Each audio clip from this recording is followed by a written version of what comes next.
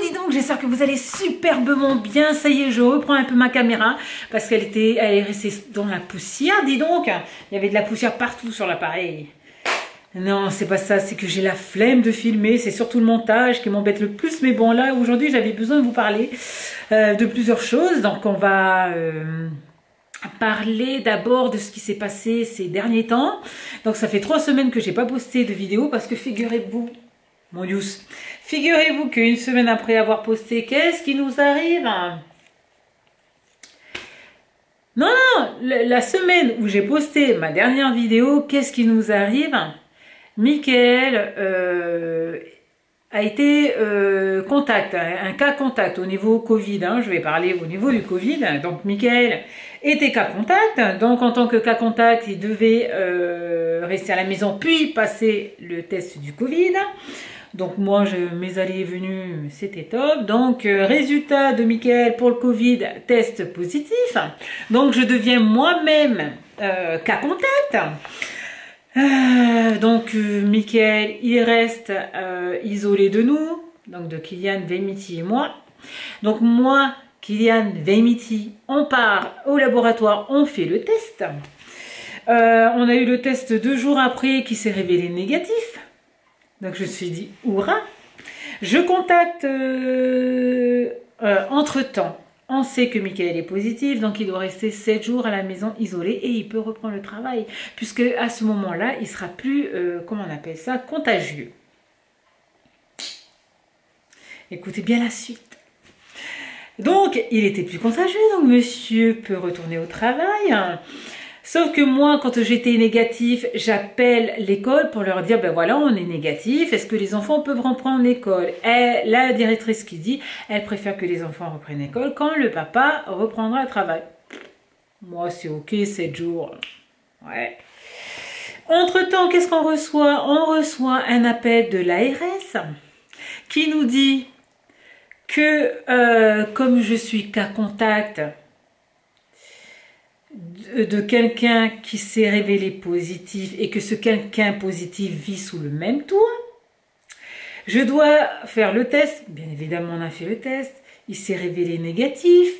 Et sur le protocole, c'est marqué que si jamais ça se révèle positif, négatif, il faut attendre 7 jours après la guérison du malade, c'est-à-dire mon mari, refaire un test 7 jours après. Et si et seulement si le test est négatif, on pourra sortir. Punaise. 14 jours les gars, 14 jours on est resté isolés avec les enfants. Je vous raconte pas le pétage de câble.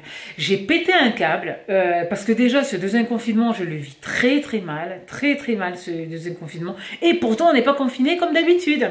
Sauf que moi j'ai bien débuté le confinement, ce fameux deuxième confinement, puisqu'il a duré à peine 2 semaines pour moi, je crois, ou 1 semaine, enfin bref, puisque après j'ai été isolée. Cet isolement-là, je l'ai mal vécu, très mal vécu. Les enfants, eux, bon ben... c'est des enfants, hein. Ils sont 2, ils jouent ensemble, ils s'occupent comme ils peuvent. Moi, je n'arrivais pas à les occuper. C'est fou, mais je n'arrivais pas à les occuper. J'étais mal, mais d'un mal, et je me suis dit, j'ai envie de faire une vidéo par rapport à ça. Mais à chaque fois que je commençais la vidéo, j'arrêtais parce que je n'étais pas bien. Moralement, ça n'allait pas. Je pétais un câble, je pétais tout le temps un câble. J'ai la chance d'avoir des enfants qui sont gentils, qui sont sages avec moi, parce que ça s'est super bien passé entre eux et moi. Moi, j'en voulais à mon mari d'avoir apporté ça à la maison. Et parce que moi, j'étais prisonnière entre 4 murs. En plus, avec le froid, on ne peut même pas sortir. Enfin bref. Bref, donc moi, là, je vous parle, à l'heure où je vous parle, ça fait 1 semaine que j'ai le droit de sortir. Voilà. Donc voilà pour la petite histoire du pourquoi je n'ai pas fait de vidéo ces 3 dernières semaines, parce que j'étais restée bloquée à la maison. Enfin bref, donc tout ça c'est du passé, je croise les doigts, parce que franchement, cette situation, j'aurais préféré sortir positive, comme mon mari, sans, comment on appelle ça, sans symptômes. Hein, parce que lui, 7 jours après, alléluia, je peux sortir, aller au magasin, faire les courses, je sais pas quoi. Tandis que moi, non, j'ai dû rester bloquée. Mais la haine, j'avais la haine, je vous raconte pas. Enfin bref, donc ça, c'est passé. Comme ça, vous me revoyez. Mais je pète toujours autant la forme. Mais je préfère faire des vidéos où je pète la forme ou des vidéos où je suis énervée, etc. Donc, c'était pas bon du tout. Donc, voilà, ça fait une semaine, jour pour jour, parce que c'était jeudi dernier que les enfants ont pu reprendre, ont pu reprendre l'école. Et je me suis dit, mince, voilà, je reprends le truc. Et le week-end, non, je vais faire les courses. Ouais, c'était ça, c'était le jeudi. Non, c'était le jeudi. Donc, j'emmène les enfants, je reviens à la maison. Voilà, en fait, compte, c'était ça ma première sortie. Le vendredi, j'ai pas envie de sortir, pourtant je pouvais. Et là, le samedi, je me suis dit, je vais aller faire des courses. Mais c'est là qu'il y a eu la réouverture de tous les magasins. Mon Dieu, j'arrive à Carrefour Market, le monde, je suis rentrée chez moi. Enfin bref. Donc voilà à peu près ce qui s'est passé. Maintenant, je vais vous parler d'une bonne nouvelle. Comme vous le savez, j'ai fait une opération. J'ai été opérée d'un bypass. Et poids de départ 112 kilos. Donc j'étais toujours en obésité jusqu'à la semaine dernière. Je me pèse tous les lundis, donc le poids de la semaine dernière ou la semaine d'avant, j'étais toujours en obésité. Alors ça a été en obésité 2, ensuite en obésité 1. L'obésité 1 a duré très très longtemps jusqu'à la semaine dernière où je me suis pesée et enfin je suis en surpoids. Il faut savoir que j'ai débuté le 2 juillet, non, je me suis fait opérer le 2 juillet 2020. Je pesais à ce moment-là 112 kilos. Ouais. En fait, ça, c'est le dernier poids que j'ai su. Hein. Je pense qu'avec le confinement qu'il y a eu avant, j'ai dû prendre du poids. Mais bon, on va prendre un poids de départ de 112 kilos. Et je suis actuellement à 78,2 kilos. J'ai perdu 33 kilos et 800 grammes. Et j'ai un IMC à 29,4, ce qui me donne un poids, je suis en surpoids.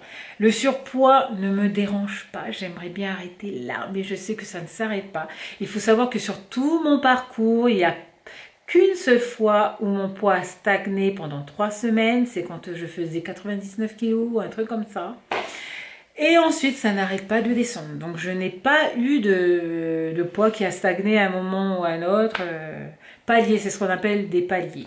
Normalement, on m'avait dit qu'il y avait plusieurs paliers. Je n'ai pas encore vécu de deuxième palier. Mon premier palier a été à 99 kilos pendant 3 semaines. À un moment donné, le moral, il a baissé. Et maintenant, j'arrive en surpoids et je suis toujours en train de baisser.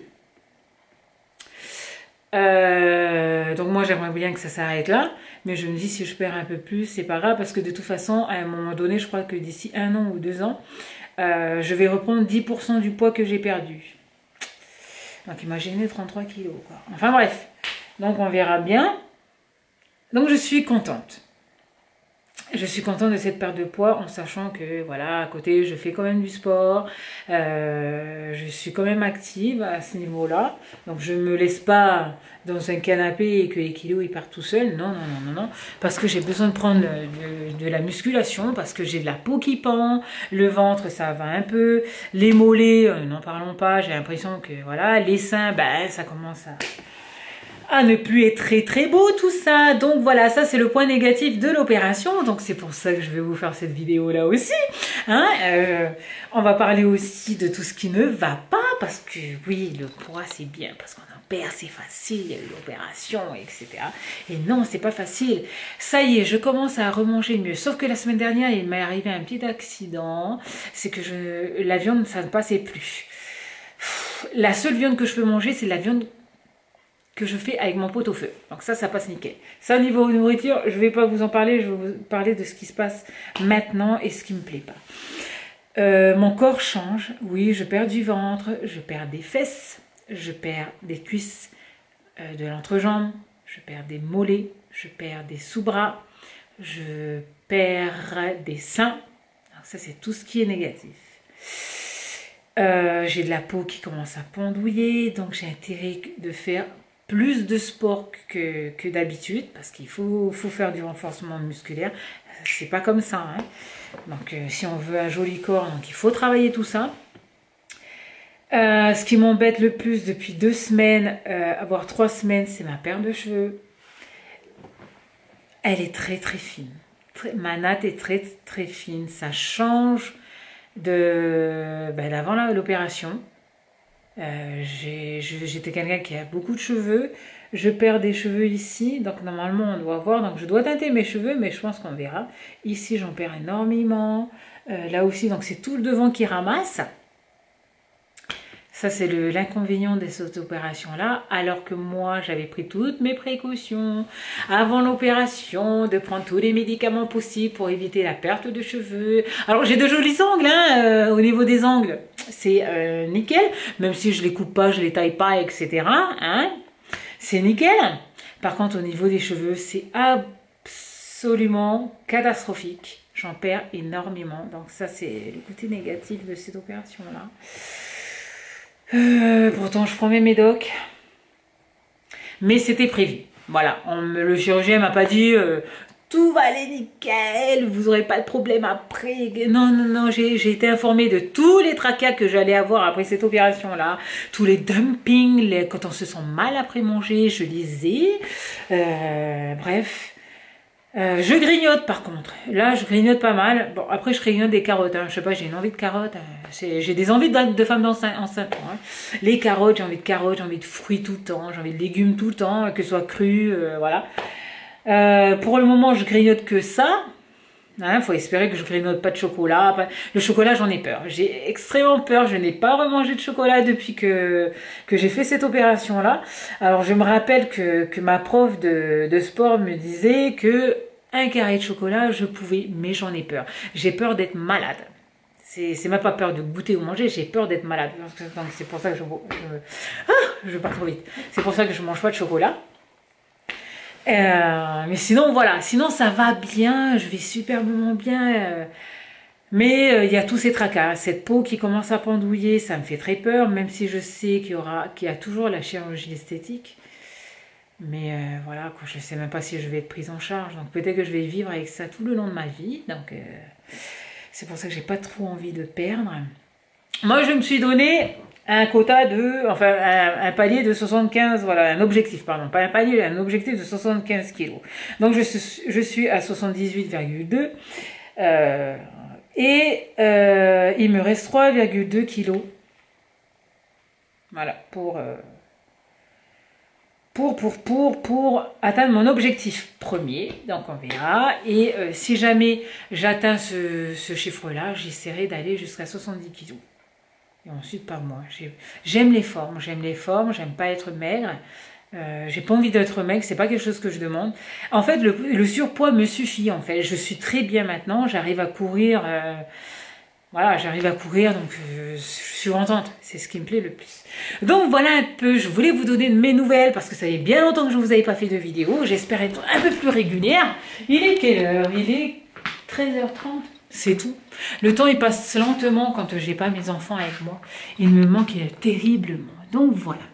Donc moi, je vais vous laisser cette petite vidéo. J'espère qu'elle vous plaira. Vous aurez un peu de nouvelles de moi. La prochaine fois, je vais essayer de teinter par-ci, par-là pour qu'on évite de voir ma chauverie.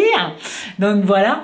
Et puis moi, je vous dis à bientôt pour une prochaine vidéo. Je sais, je fais pas beaucoup de vidéos. On m'a réclamé des vidéos de scrap. On m'a réclamé des vidéos pour mon bullet journal. Je ne vous oublie pas. Et il faut que je m'organise pour 2021. Ça va être une nouvelle année et on croise les doigts pour qu'elle soit meilleure. Je vous fais à toutes et à tous de très gros bisous et puis nous on se retrouve bientôt pour une nouvelle vidéo. Bye bye!